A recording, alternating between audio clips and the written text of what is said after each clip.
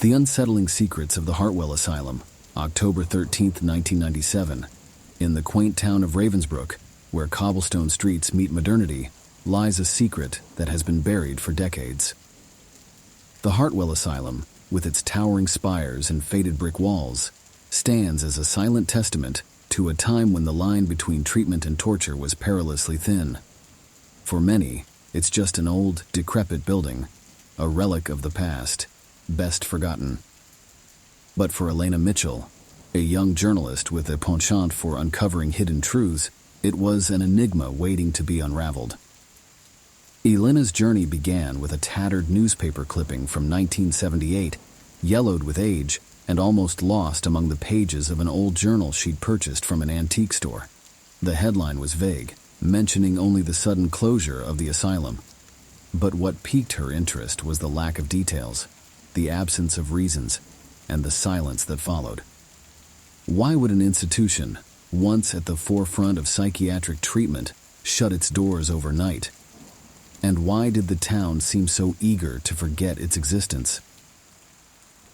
Determined to dig deeper, Elena embarked on a quest that would take her to the very heart of Ravensbrook's darkest chapter. Along the way, she would encounter tales of mysterious happenings, whispered rumors, and a room on the third floor of the asylum that no one dared to talk about. But nothing prepared her for the moment she would come face to face with Dr. Jonathan Carter, the last known psychiatrist of the Hartwell Asylum.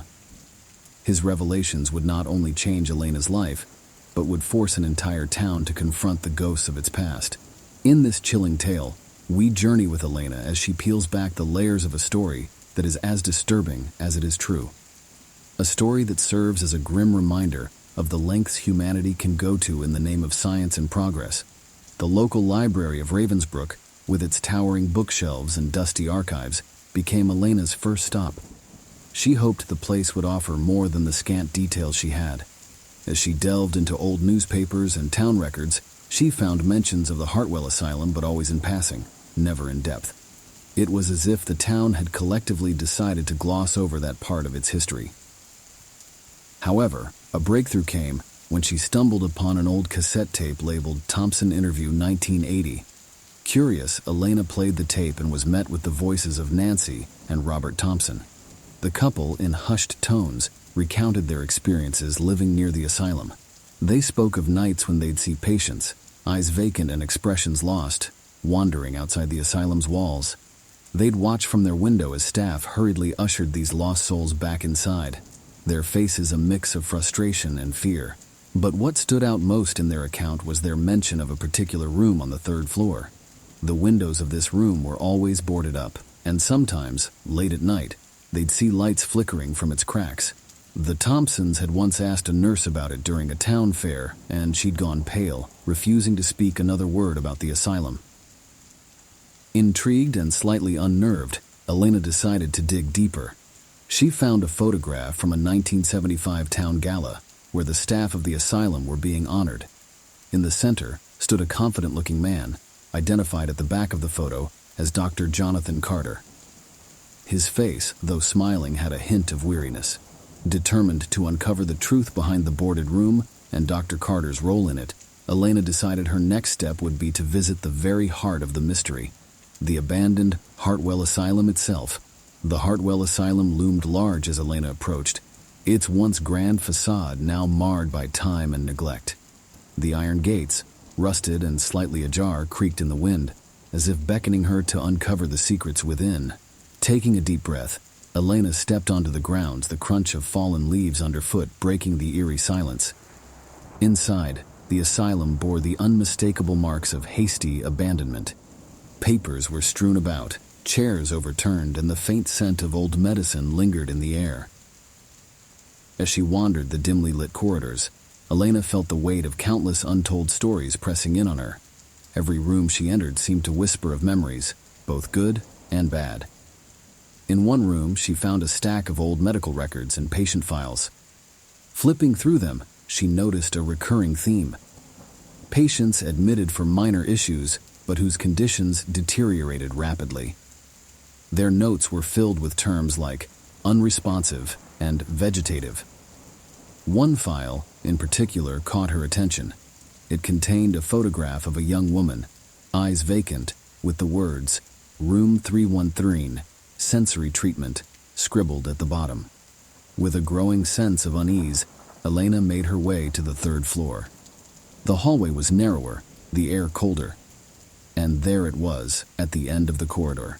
Room 313. The door was heavy, its wood warped, and the old lock resisted her initial attempts.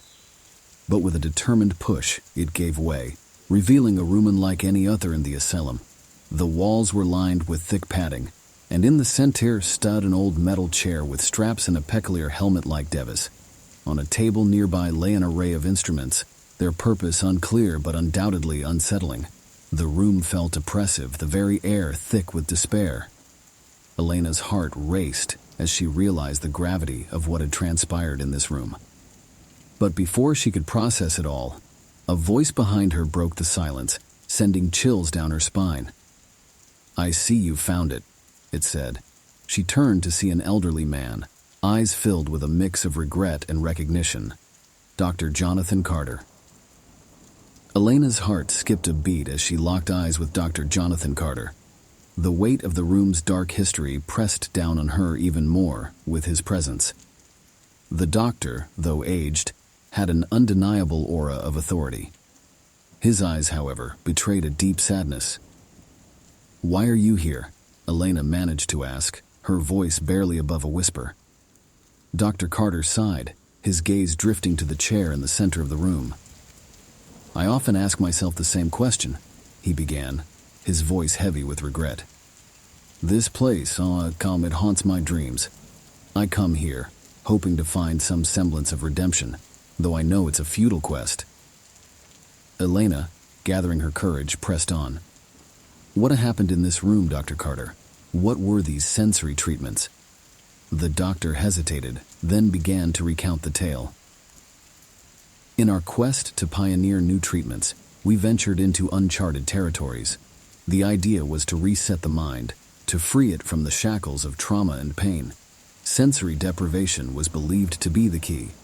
But we were wrong, so terribly wrong."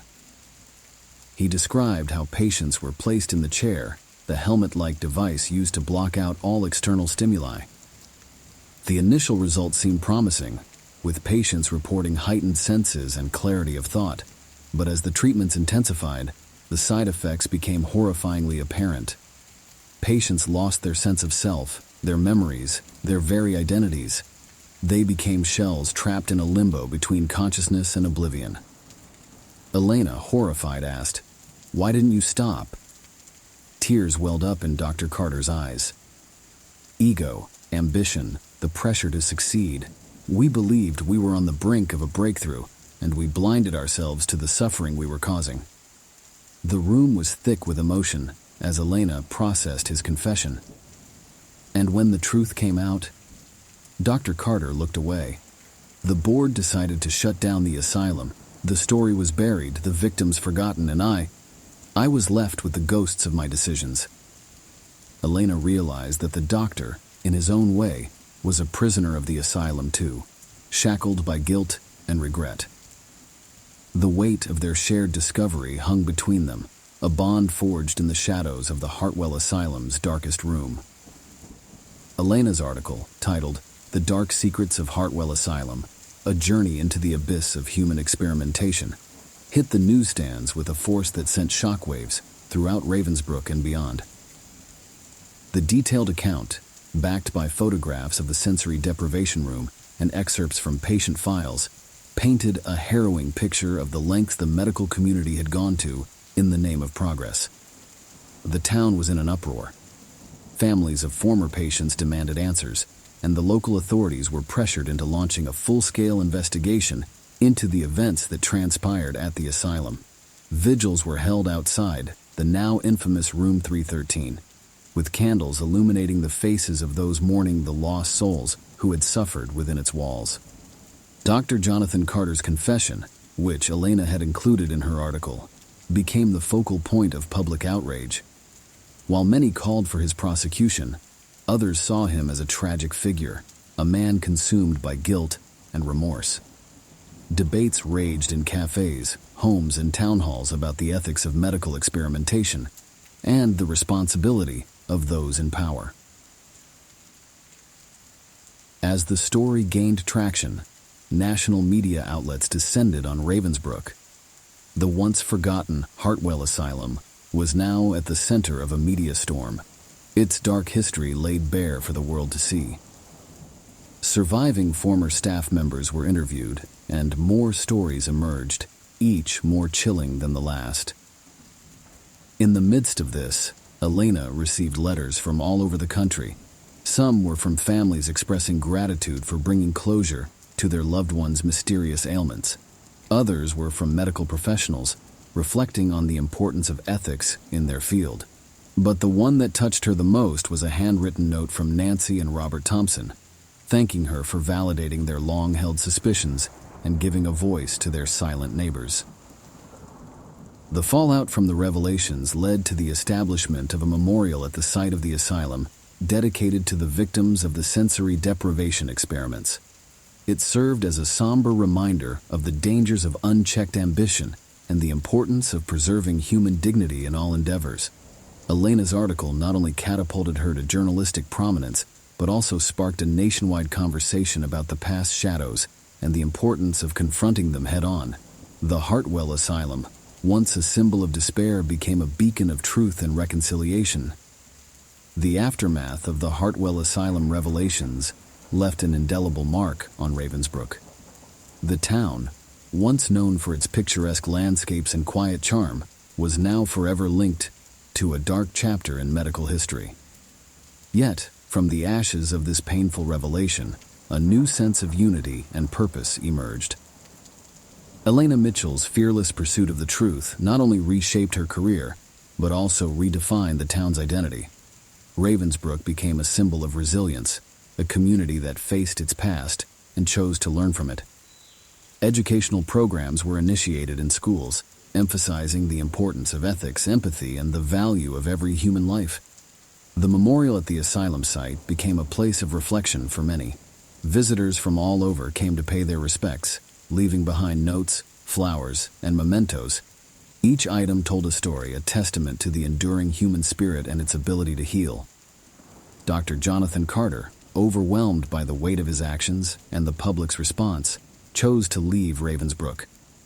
His whereabouts remained unknown, but whispers in the town suggested he dedicated his remaining years to humanitarian work, seeking atonement in service to others. As years turned into decades, the story of the Hartwell Asylum became a cautionary tale, a reminder of the fragile line between ambition and morality. Elena's article, now a part of the town's curriculum, served as a beacon for future journalists and truth seekers. In the end, Ravensbrook's journey from darkness to light underscored a universal truth. Confronting our past, no matter how painful, is the first step towards forging a brighter, more enlightened future. Don't forget to subscribe to the channel, like the video, and turn on notifications. Write which story you like the most in the comments.